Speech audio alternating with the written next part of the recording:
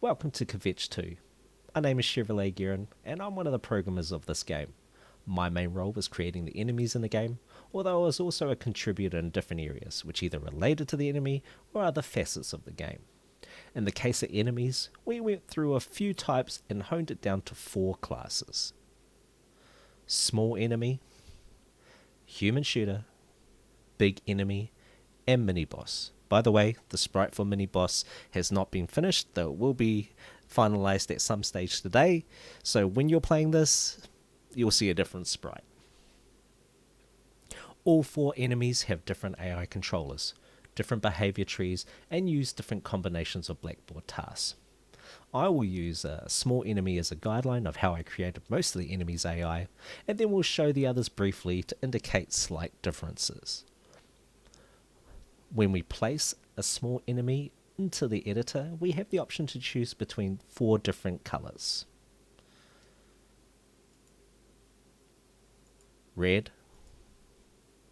blue, green, and pink.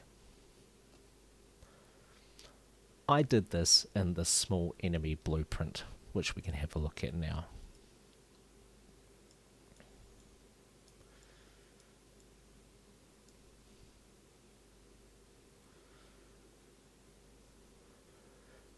Basically, when the small enemy is constructed, this will depend, in terms of the type of sprite, will depend on what the user has selected, and that will change to the relevant color of the enemy. I created a function which is called from the construction here, which then basically ties back to the event graph. And then also this ties into setting the health color, because the health of the health bar are colored, and it's based on the color of the small enemy in this instance.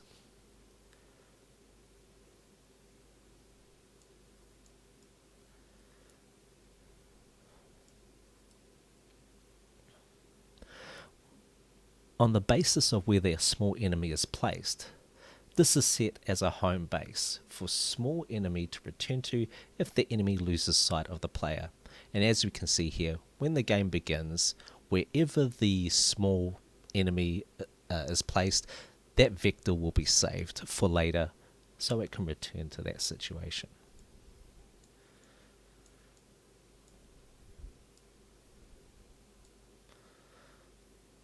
We have an update animation function, which will change the state of the animation depending on whether the enemy is attacking, moving, dashing.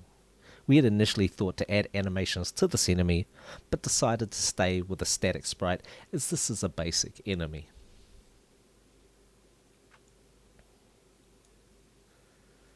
When calling event tick on small enemy, we have 3 actions to decide on. Do we need to change the animation, choose a type of attack, or destroy small enemy on basis of no more health? You can see here we would update the animation depending on the situation there. Am I attacking? Yes. No. Do I need to destroy the enemy, the small enemy, if I have no more health? And then this will determine the type of attack. For small enemy attack, it has 2 attack types, dash or fire projectile.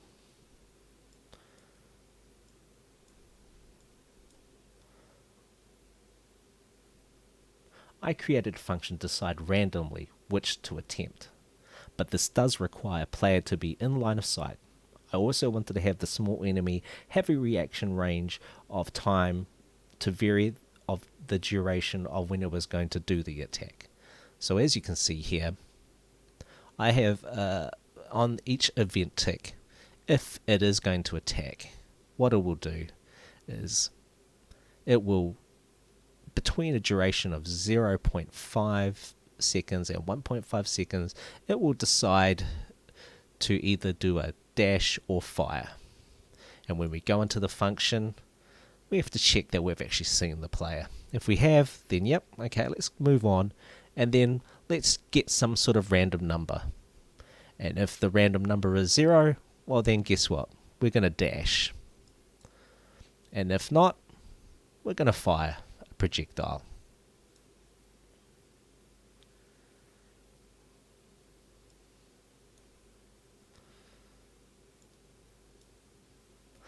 My AI detection of player for enemies overall was to use a cylinder, that when the player entered or exited that cylinder, it would determine line of sight.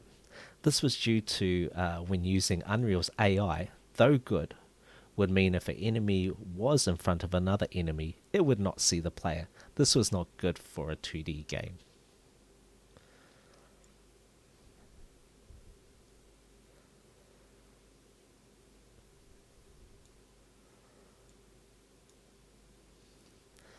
Given that enemies should fire by a sequence of their health bar, I created a function for all enemies to have an iterator to skip to the next relevant color needed for the production of a projectile. And this again, as you can see, this was their color sequence, that's their health bar, and again, it'll basically iterate that situation.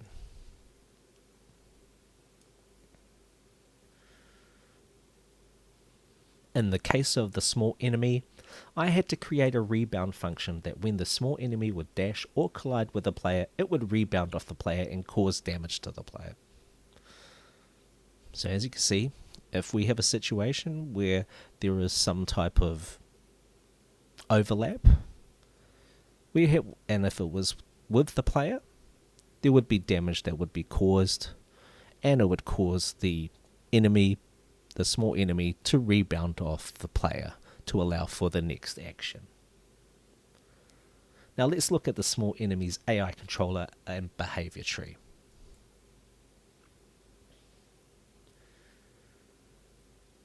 We need to determine if we can see the enemy and whether we need to dash or fire a projectile. As you can see, the AI controller is like the link to the blackboard and behavior tree. This will set the relevant conditions, which will then project the expected outcome.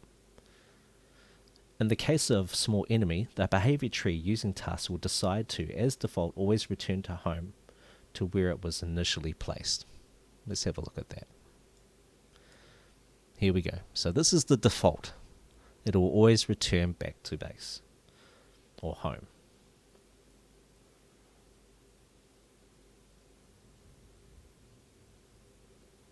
If it has line of sight, it would either choose to dash or fire a projectile. Dash or fire a projectile. Once it loses sight of player, it will return back to home again. So, from the behavior tree, we can look at the 4 tasks involved: return to placement, rotate enemy, move to player, and fire at player health bar.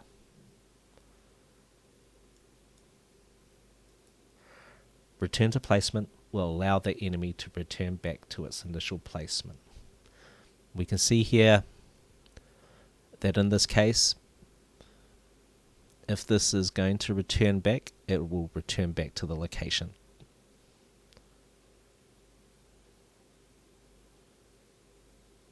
This didn't actually require any nav mesh, which is good for helping out the designers.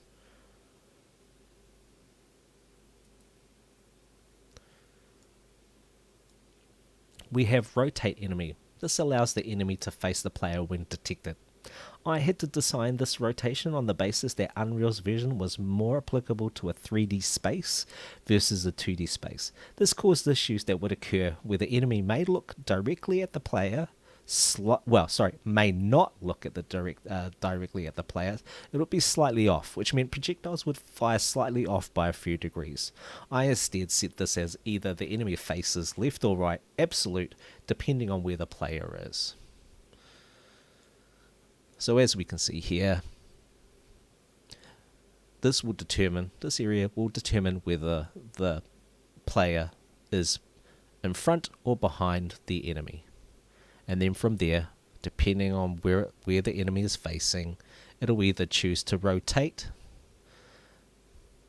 to this scenario, absolute 0, or switch or change to a different rotation.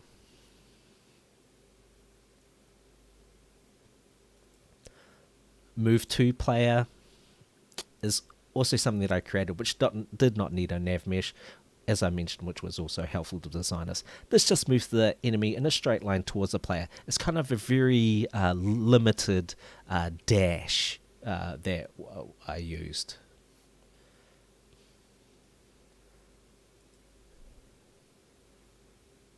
And then we have fire at player health bar.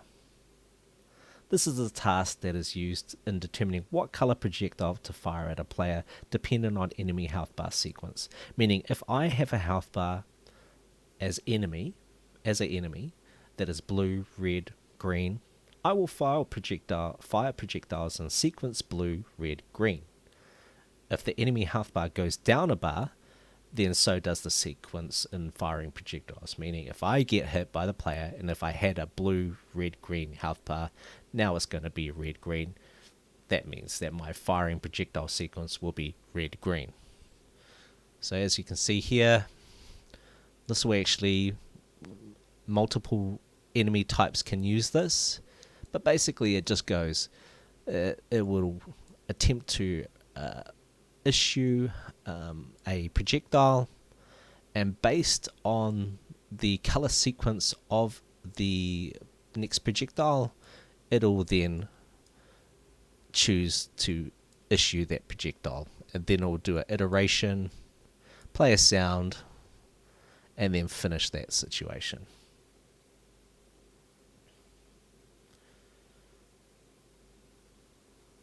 Now let's look at human shooter. The human shooter is a stand your ground enemy that will only shoot projectiles on face player. Many of the events in human shooter are similar to small enemy, except it does not have a rebound off player situation. It also, in this case, does have the situation where you can have a health bar that can either have 1 to 3 health bars. It also has an option to only have 1 health that is pink, which was a consideration of designers to have an easy enemy at the start of a game. But this was not implemented in the final game.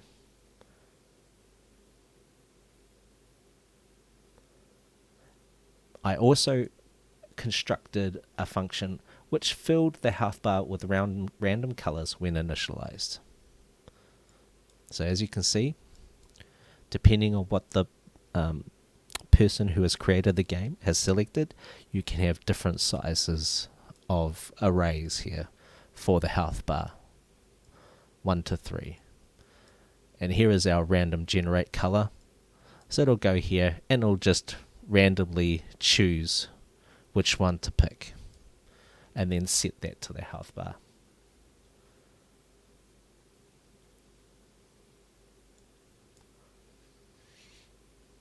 This only needed one function and AI controller to determine line of sight, which we can see here. This will be updated on Blackboard. The behavior tree for human shooter was very basic. It basically meant, do I see the player? If yes, then rotate towards the player and then shoot.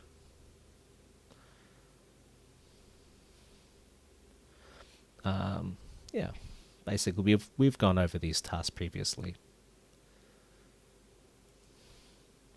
Big enemy is similar to human shooter. Main function is to determine if it has line of sight to player. If so, in this case, it does burst fire. This will fire 4 projectiles in sequence of enemy health bar. Big enemy, just like human shooter, has the choice of different sized health bars. In this case, it's 3 to 5 bars.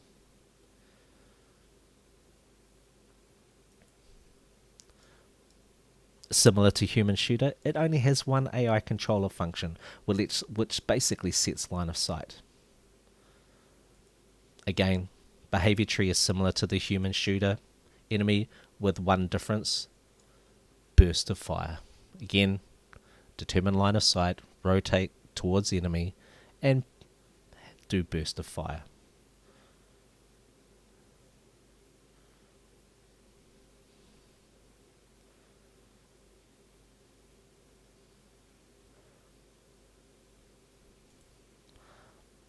Okay, as you can see here, burst of fire at players does as what it's explained. It fires in sequence of health bar and shoots 4 projectiles using a loop. So pretty much similar to what you've seen before, but in this case it loops around and shoots 4 projectiles.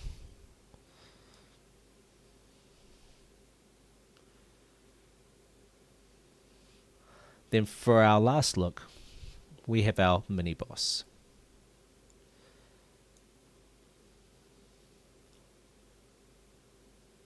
Who can dash, fire, conjoined projectiles. Very similar setup via event graph to all the 3 previous enemies, except the mini boss has a health bar of 8 bars.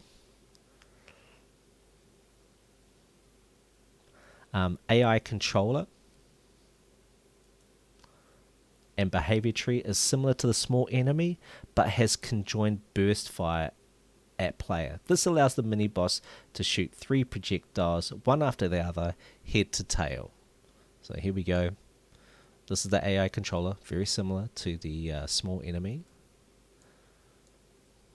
Similar behavior tree, but again has the conjoined burst fire at player task, which is different. And here we go. As I said, the conjoined burst fire at player is similar to burst fire, but decreases the duration of shooting a projectile to give the sense of conjoined projectiles. So pretty much exactly the same, except the delay here was shortened down to 0.1 on either end to allow for the impression of conjoined projectiles.